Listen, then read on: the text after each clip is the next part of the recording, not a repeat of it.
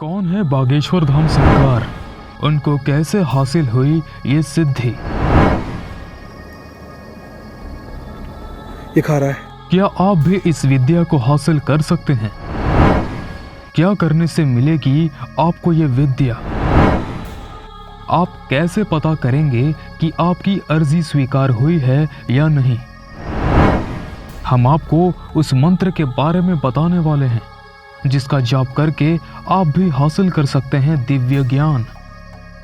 इस वीडियो को बिना स्किप किए अंत तक ध्यानपूर्वक देखते रहिए और ऐसे ही वीडियोस को देखने के लिए हमारे चैनल को सब्सक्राइब करके बेल आइकन को दबा दें। चलिए वीडियो शुरू करते हैं।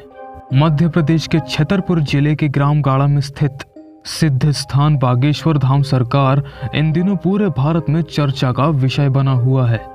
बागेश्वर धाम में रोजाना लाखों की तादाद में भक्त अपनी मनोकामनाएं लेकर पहुंच रहे हैं।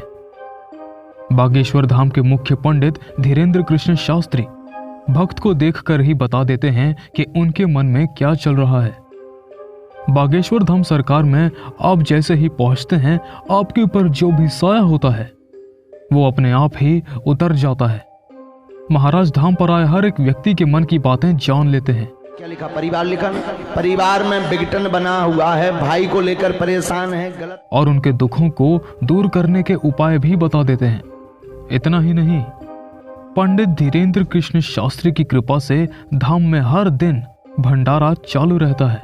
पंडित धीरेन्द्र कृष्ण शास्त्री जी का जन्म 4 जुलाई 1996 में छतरपुर जिले के छोटे से गांव ग्राम गड़ा में हुआ था। पंडित धीरेन्द्र कृष्ण शास्त्री का बचपन यही उनके गांव गड़ा में बीता है। बताया जाता है कि वो बचपन से बहुत ही धीर और दयालु थे। धीरेन्द्र कृष्ण शास्त्री का जन्म एक सामान्य परिवार में ही हुआ था। उनके पिता का नाम रामकर पाल गर्ग था और उनकी माता जी का नाम सरोज गर्ग है। उनके दादाजी का नाम भगवान दास गर्ग था। पंडित धीरेन्द्र कृष्ण के दादाजी एक अच्छे विद्वान थे। वह निर्मोही अखाड़े से जुड़े हुए थे। पंडित धीरेन्द्र कृष्ण शास्त्री अपने दादाजी को ही अपना गुरु मानते थे। उन्होंने ही उन्हें रामायण और भगवत गीता का अध्ययन कराना सिखाया और दिव्य ज्ञान भी उन्हीं की बदौलत मिली है। बागेश्वर धाम के पंडित धीरेन्द्र शास्त्री जिस विद्या से लोगों की समस्या का निराकरण करते हैं, जिस प्रकार बागेश्वर धाम के पंडित धीरेन्द्र शास्त्री किसी व्यक्ति के सामने आते ही उसके बारे में जानकारी देना शुरू कर देते हैं। उसका नाम, उसके परिजनों का नाम, वो क्या करते हैं और यहाँ तक कि वो किस लिए आए हैं ये तक भी बता दिया जाता है। और इस चमत्कार को देखकर लोग हैरान हो जाते हैं। कहते हैं कि जो कर्ण पिशाचिनी को सिद्ध कर लेता है वह सामने बैठे इंसान के अंतर्मन के अतीत को बता देता है। माना जाता है कि कर्ण पिशाचिनी सिद्धि वह तंत्र विद्या है जिसमें हर सवाल का जवाब एक अलौकिक ताकत कान में आकर बता देती है और ये जवाब सिर्फ उसी को सुनाई देता है जिसके पास ये विद्या होती है। इस विद्या को कर्ण पिशाचिनी विद्या के अलावा पिशाच विद्या या अंग्रेजी में निक्रोमेंसी भी कहा जाता है। बताया जाता है कि इस सिद्धि को प्राप्त करने के बाद आप किसी अलौकिक ताकत से जब चाहे संपर्क साध सकते हैं। माना जाता है कि कर्ण पिशाचिनी सिद्धि को प्राप्त करने के लिए काफी कड़ी तपस्या करनी पड़ती है। इस सिद्धि को प्राप्त करने के लिए काफी कठिन साधना से होकर गुजरना होता है। लेकिन अगर एक बार इस सिद्धि को प्राप्त कर लिया जाए तो आप भी किसी दिव्य शक्ति से जब चाहे तब बात कर सकते हैं। बताया जाता है कि कर्ण पिशाचिनी सिद्धि को हासिल करने के बाद वशीकरण और पाशरच मंत्र के जरिए किसी व्यक्ति की हर जानकारी पल भर में हासिल की जा सकती है। कोई अलौकिक शक्ति इस सिद्धि को हासिल करने वाले के कान में वह सभी जानकारी बता देती है जो वो जानना चाहता है। इसलिए इस विद्या का नाम कर्ण पिशाचिनी पड़ा। हालांकि जानकारों का मानना है कि ये विद्या किसी का भविष्य नहीं बता सकती। आपके साथ जो पहले घट चुका है या केवल वर्तमान में जो चल रहा है, सिर्फ यही जानकारी निकाली जा सकती है। यानी कि कर्ण पिशाचिनी सिद्धि सिर्फ और सिर्फ अतीत और वर्तमान तक ही सीमित है। लेकिन आपके मन में ये सवाल जरूर आ रहा होगा कि मन को पढ़ने के बाद बागेश्वर बाबा भक्तों के दुख का निवारण कैसे करते हैं। धीरेन्द्र कृष्ण शास्त्री के दादाजी भगवान दास गर्ग एक योगी थे। उन्होंने भगवान संकट मोचन हनुमान की उपासना की थी। उनकी भक्ति इतनी अटूट थी कि साक्षात हनुमान जी ने उनको दर्शन दिया। कलयुग में हनुमान ही वो देवता हैं जिन पर कलयुग का प्रभाव नहीं पड़ता।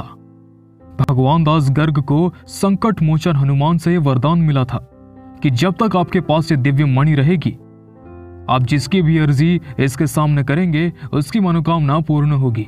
धीरेंद्र कृष्ण शास्त्री जी ने उनके दादाजी की सेवा और बागेश्वर बाबा की सच्ची मन से पूजा और आराधना करके वो मणि उनके दादाजी से प्राप्त किया था। हम आपको बागेश्वर धाम पहुंचाने के रास्ते से लेकर बागेश्वर धाम का अपना मोबाइल नंबर भी इस वीडियो में देने वाले हैं। इस वीडियो को बिना स्किप किए अंत तक ध्यानपूर्वक देखते रहिए। बागेश्वर धाम में घर बैठे कैसे लगवाएं अर्जी?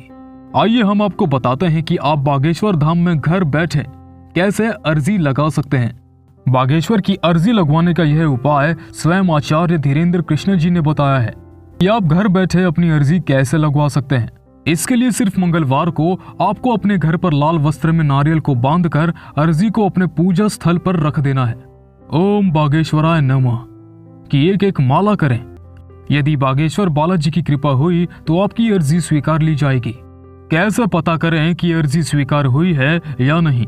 यदि आप अपने घर पर अर्जी लगाकर 4 दिन तक रहंत जीवन व्यतीत करते हैं और ओम बागेश्वराय नमः माला करते हैं तो अर्जी स्वीकार करने पर परिवार के किसी भी सदस्य को लगातार 2 दिनों तक सपने में बंदर दिखाई देने लगेंगे। यह बालाजी का साक्षात प्रमाण है। यदि आपको बंदर दिखाई नहीं देते तो इसका मतलब आपकी अर्जी अभी स्वीकार नहीं हुई है। जब आपकी अर्जी लग जाए तो आप जब भी भविष्य में बागेश्वर धाम में आए तो आप उस अर्जी को धाम में जाकर बांध दें। यदि आप ऐसा नहीं कर सकते हैं तो अपने घर के पूजा घर में सुरक्षित जगह पर उसे रख लें। यदि आप भी बागेश्वर धाम सरकार छतरपुर के लिए अर्जी डाल चुके हैं तो आपको कुछ समय के लिए इन बातों का ख्याल रखना होगा और परहेज करना होगा। जैसे कि आपको कुछ चीजों के सेवन से परहेज करना होगा, जैसे कि प्याज, लहसुन, मांस या मदिरा आदि तामसिक चीज। अर्जी के 4 दिन तक नियमित रूप से ब्रह्मचर्य का पालन करें और मंत्रों का जाप करें। हम आपको बागेश्वर धाम का नंबर दे रहे हैं, जो बागेश्वर धाम सरकार मंदिर धाम कार्यालय का फोन नंबर है 8120592371 और बागेश्वर धाम का टोल फ्री नंबर 9630313211 है। अगर आपको बागेश्वर धाम जाना है, यदि आप प्लेन से जाना चाहते हैं तो आपको बागेश्वर धाम सरकार छतरपुर के नजदीकी एयरपोर्ट यानी कि खजुराहो एयरपोर्ट पर पहुंचना होगा। आप इसके अपने क्षेत्र से एमपी की खजुराहो एयरपोर्ट तक पहुंचने की फ्लाइट चेक कर सकते हैं, या फिर आप दिल्ली से डायरेक्ट खजुराहो एयरपोर्ट के लिए टिकट बुक कर सकते हैं। इसके बाद खजुराहो एयरपोर्ट से आप बस या टैक्सी से छतरपुर पहुंच सकते हैं और फिर बाकी का रास्ता सड़क मार्ग से पूरा कर सकते हैं। यदि आप स्वयं के वाहन से आ रहे हैं तो आपको सबसे पहले छतरपुर पहुंचना होगा। आप चाहें तो इसके लिए बागेश्वर धाम सरकार के लोकेशन को गूगल मैप के जरिए देख सकते हैं और फिर उसका अनुसरण करते हुए छतरपुर पहुंचे। इसके बाद आपको यहां से 35 किलोमीटर दूर खजुराहो पन्ना मार्ग पहुंचना होगा। यहां पहुंचने पर आपको घड़ा टावर दिखेगा, जहां से आपको फिर 3 किलोमीटर अंदर बागेश्वर धाम सरकार छतरपुर की ओर जाना होगा। यदि आप ट्रेन से आना चाहते हैं तो आपको अपने क्षेत्र से छतरपुर एमपी के लिए ट्रेन देखनी होगी, या फिर यदि आप दिल्ली से आ रहे हैं तो आपको यहां से डायरेक्ट छतरपुर के लिए ट्रेन मिल जाएंगी। फिर आपको बस या टैक्सी में छतरपुर से 33 किलोमीटर दूर खजुराहो पन्ना पहुंचना होगा। खजुराहो पन्ना पहुंचने के बाद आपको 3 किलोमीटर गंज नाम की जगह से और अंदर आना होगा, जहां आप धाम में पहुंच जाएंगे। आपकी जानकारी के लिए बता दें कि भक्तों की बागेश्वर धाम सरकार छतरपुर में ठहरने की भी अच्छी व्यवस्था होती है।